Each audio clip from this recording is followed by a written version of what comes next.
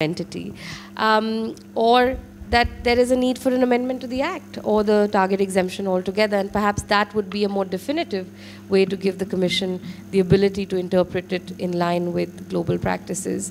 But we are bound by our law, as we say, and therefore let's see how this is interpreted going forward. Well, Shweta, empathizing with you, of course, I fully agree that probably that may cut down the work of the Commission also when you know that the effect or impact the market is going to be negligible. But seeing the fact that its enterprise is in the Act, I mean, it's quite far-fetched, and I don't think anyone would even suggest that you take the enterprise and business to be substitutable. I don't think that's possible. Enterprise, business is a part of enterprise. The Act says, look at the enterprise, and enterprise, of course, the entire thing. We know that in the EU, probably the way it works is that you look at the target division. You don't look at the enterprise. Now, I'm only wondering as to, with this dilemma that enterprise is there in the Act, the regulations can't amend it. The short proposition is that if it were you, how would you sort of try and bring it or define it in a way that we don't have to change the Act, but you can still decide to take the business division as the target and look at that for the de minimis. Thank you. Sure. So you're absolutely correct that from an EU perspective, you take the target. We have a bit of a similar question, and so in EU parlance, you would refer to undertaking, well, an enterprise. So yeah, the starting point is you take the target, and that's the turnover you take into account. The question arises in the context of looking whether or not you meet the thresholds for filing. So you take the target, you take the turnover that the target generates. If that is a business, then it's pretty clear, even if it is not incorporated branch, for example, but it's kind of something that is quite easy and identifiable. Again, you take the sales that is generated by that entity, even if it's not incorporated. The question indeed arises also with assets, which is what Shweta referred to. And there again, the whole idea is, if it allows you to operate on the market, and you are able to attach a turnover to it, that's what you will take. So you will not go to the seller, you go to the assets, the turnover generated by the asset. The question is important, and the question has arisen, for example, in the context of whether or not the transfer of IP rights can be a notifiable transaction, yes or no. Where, again, as a starting point, I've taken, can I actually attach a turnover to the IP right? And the view that has been taken is that, if it's purely the naked IP right, it's not the contract, there's nothing attached to it, it's not the licenses, that is probably not an undertaking, and therefore you can't attach a turnover to it. If that IP right is combined with existing licenses, for example, or customer contacts, it doesn't have to be existing customer contacts, etc., then that you create something on the market that allows you to operate on the market as a business, and it becomes an undertaking. You attach a turnover to it, and that's the turnover you take into account. But it's always the target, and in that sense, your statement was absolutely right. The target, you sometimes have similar questions arising.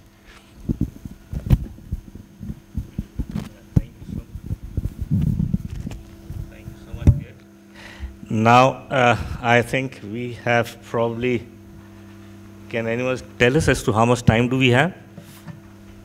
10 minutes? No, I think we started late, so we can sort of eat a bit into the coffee time. Now, we have 3 specific questions. I think what probably we can do is change the order. I'll put these questions across to our guests from outside, and then, of course, have our colleagues from Delhi commenting on them.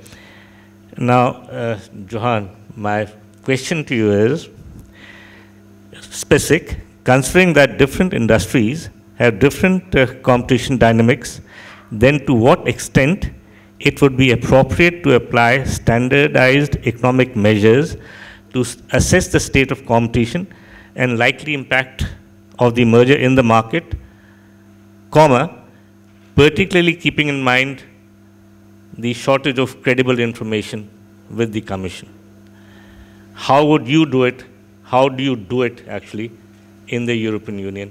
And then, of course, we can have comments from our colleagues from here. But then I think we'll probably try and keep it to 5-6 minutes, because 3 questions and then conclusion would take some time. Thank you. I think that's a very good question, and certainly someone that we struggle with in Europe as well. I think in the European Commission's review, we're seeing more and more use of economic analysis and econometrics, and in some cases I think that's very warranted, but as with all these economic analyses, they're only as good as the underlying data. I think there's a few points to be made here. I think the Commission's done a good job in sort of providing guidance on how to submit economic reports, and certainly the economist firms that work with the Commission's chief economist team, I think they have a very good rapport in sort of understanding what data sets are required, and it's a very open dialogue there where the people from, I mean, I'm not an economist myself, but we've worked on several cases where you see very well how this works, and it's really based on quite an open dialogue between the members of the Commission's chief economist team on the one hand, and then the economists appointed by the parties on the other hand, where they really have a discussion on sort of what are the databases, what data is out there, and how can we base our modeling on this. Now, you're certainly right that in some industries, the data that's available, whether that's, I think a good example is bidding data, right? And some industries and some companies have great records of bidding data that is a really good starting point for modeling, and a big part of the economic analysis and the review can focus on that. If you have much more limited data and you're going to start working with a lot more assumptions, the value of your economic analysis just reduces, and then you're back to your more sort of, call it your traditional, more old school ways of review where these data-intensive econometric analyses play less a role. And I should also say, I mean, I think certainly in complex cases, the role of these intensive data gathering exercises and the economic analysis that goes with it, I think that has significant merit, and I think, certainly I think the European Commission should be commended for that. There is a bit of a concern sometimes that what we've seen over the years in Europe is that economic analysis has become more prominent, not just in the complex cases where it's always had a significant role, but also we're seeing this more and more in cases that are, relatively speaking, more straightforward. And in those cases, it often ends up imposing a very significant burden on the notifying parties, because they have to do a lot of the data mining to provide the Commission with the input for the modeling. And I think in some cases the question does arise, aren't we putting, again, in some cases, too much emphasis on an economic analysis, especially if it requires a huge amount of data mining by the parties? And shouldn't that kind of really data-intensive analysis be reserved for the more complex cases? But that's an open question, really.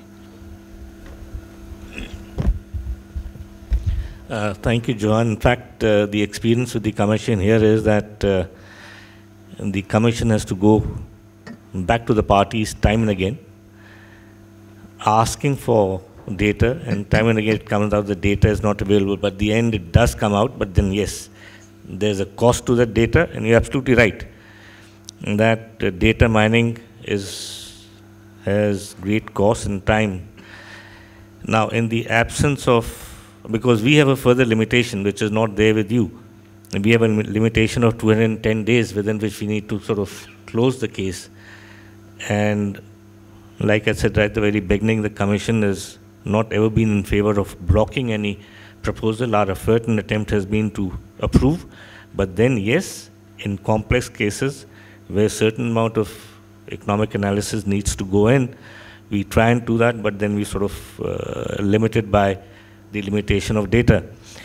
Now, question to Rajshekhar is that as to how do you look at this, and as a representative of the parties and the law firms before the commission, how would you address this issue? Thank you. No, I think. Hello. Yeah. I think I agree with Johan's point. You have to pick your battles. At the end of the day, the credibility of a regulator is the most important thing that drives the entire system. And I say this across the board. We do understand that there are limitations in terms of infrastructure. There are limitations in terms of the facilities that the Commission has access to. And more importantly, the Commission's principal role is to provide an environment which makes businesses believe that they can continue to go about their daily work, knowing fully well that they're being watched over by somebody, and we expect the Commission to play a light touch role. It is in that context, as Johan says, perhaps it's good to get into the aspect of data mining on a very, very detailed basis. In cases where the Commission has credible material before it at the first instance to believe that this will make a difference to the industry at large, or to the markets at large, or the economy, as it were, failing which parties should be trusted, with of course with the caveat that if, and that's the last line in every Commission's order when it approves the merger, that if tomorrow we find that you have misled us, then we will come down on you very, very heavily. And you have to trust the industry. I understand it's difficult for a regulator at times, but that's perhaps the only way the entire system works. Two big penalties would send a deterrent signal across the board, but if those penalties get struck down on technicalities, then it doesn't help anybody's cause. So that's how I'd look at it. Thank you. Can we have some questions, please, from the audience? A few questions. Okay, I'll in fact, yes, absolutely. What I'll do is I'll now pass it on to Samir, because he would like to say something on this issue. But the problem is that it's not that in each and every case that Commission asks, and like I said at the very outset, that in times to come, more and more complex cases would be coming to the Commission.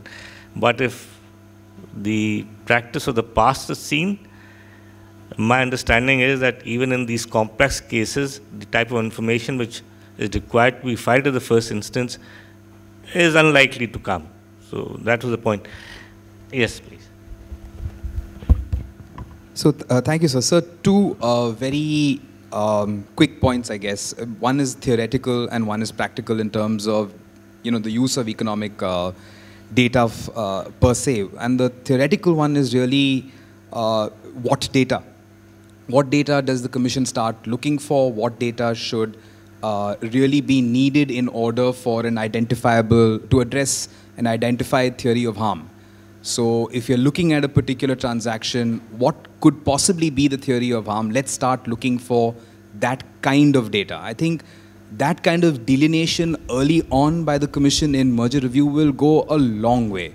Thanks. So I think that's one very quick point. So, and the second one is a practical issue which you alluded to, which is in terms of collecting data from various parties. I think parties, it's in their interest to provide that data.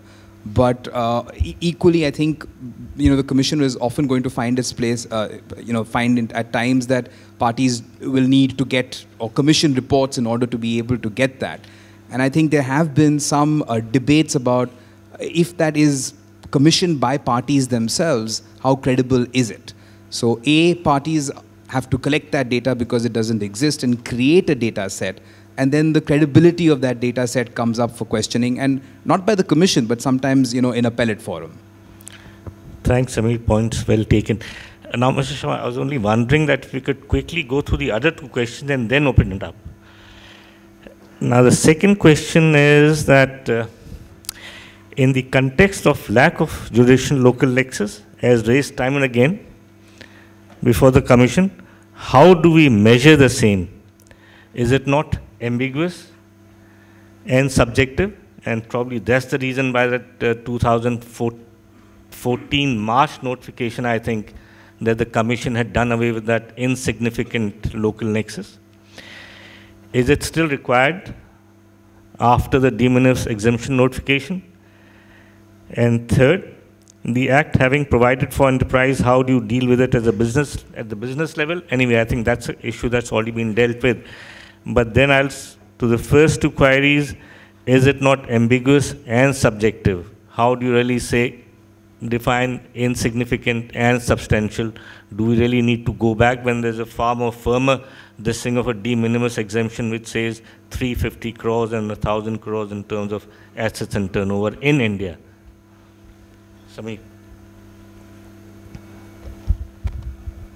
So, sir, I'll make this quick again, which is, you're quite right, which is, there are thresholds in place in India which clearly address that a certain part of assets and turnover of acquirer plus target must generate themselves from India. So I guess the anomaly creeps in really when the acquirer itself, for example, is significant enough globally as well as in India to meet the India test itself. Then even if it is acquiring a target which is arguably located in Chile with with just about above de minimis values here in India, it's because the acquirer has that local nexus, and arguably the target company itself doesn't do anything, but it may have an ancillary subsidiary which is unrelated. So I'm giving you a fact situation where there may be a need, in addition to the de minimis exemption, as well as the overall asset and turnover thresholds, for the Commission to reserve the right in certain transactions to simply say that, look, this has got nothing to do with markets in India. It's a technical filing and therefore we don't want it, so take it back. We have enough and more mergers to review, and God knows our caseload is substantial enough without having to review a ridiculous transaction which cannot possibly have effect in India. So I think it's really an enabling provision from both sides, and it would be obviously consistent with what, for example, the International Competition Network itself suggests. Thank you, Sameer. I think since we're running short of time, since one knows the European Commission's practice on this, probably one would skip that. But then I'll come probably to the final question now, and what one would wish to take your inputs in it, because there's a lot of work being done on the pre-filing consultation. Now the question, of course, is that since the Commission has an existing window for providing clarifications on procedural and substantive issues, what else could be done to make the process more effective, given the fact that the parties are not always forthcoming with the details of the proposed combination? Rajshekhar and then Gerd. Should we just get the European perspective? I mean, I think we are okay. Familiar with the...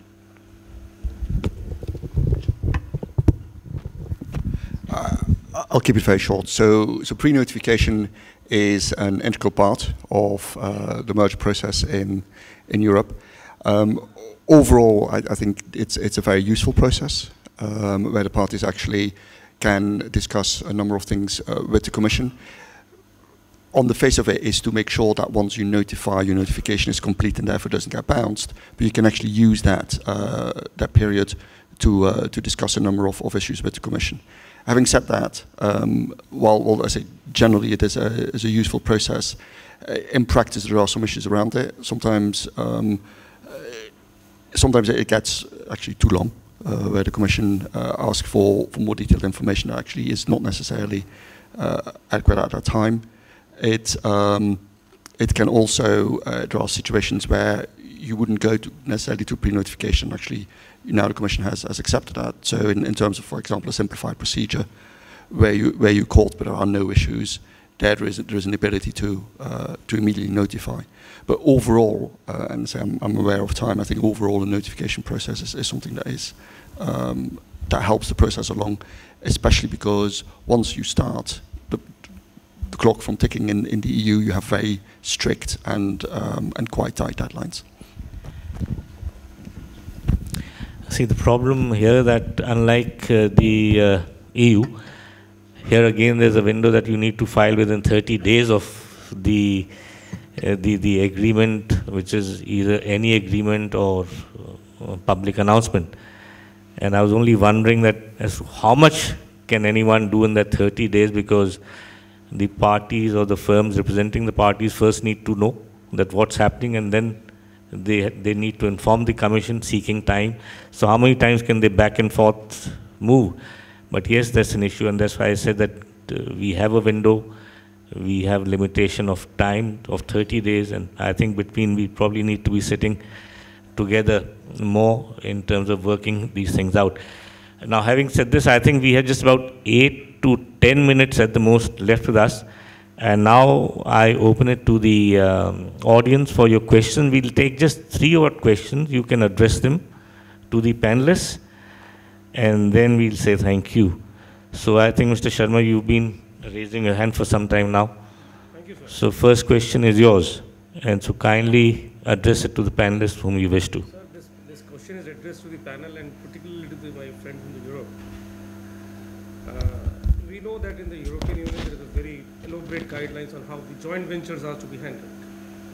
Your full-fledged joint venture, you've got a cooperative joint ventures, only your concentrated joint ventures, so all those guidelines exist. Unfortunately, we don't have those guidelines in India yet. But nevertheless, the CCI so far has dealt with a number of joint ventures, and they have been mostly brownfield. Greenfield joint ventures are exempted because they fall under the de minimis. So my question to you is, sir, that how would the Commission consider, there is an issue which I am raising for a joint venture. There could be a case where a joint venture is transferred the IPR, but not the asset. Now, assets are not defined under the Act, sir. Assets are, but the assets, the IPRs are valued as assets, but they are not assets per se. So there is particularly an issue when if there is no transfer of an asset by a parent to a joint venture, but the IPR, the license is transferred by, say, a patent or a patent particularly, would still it be notified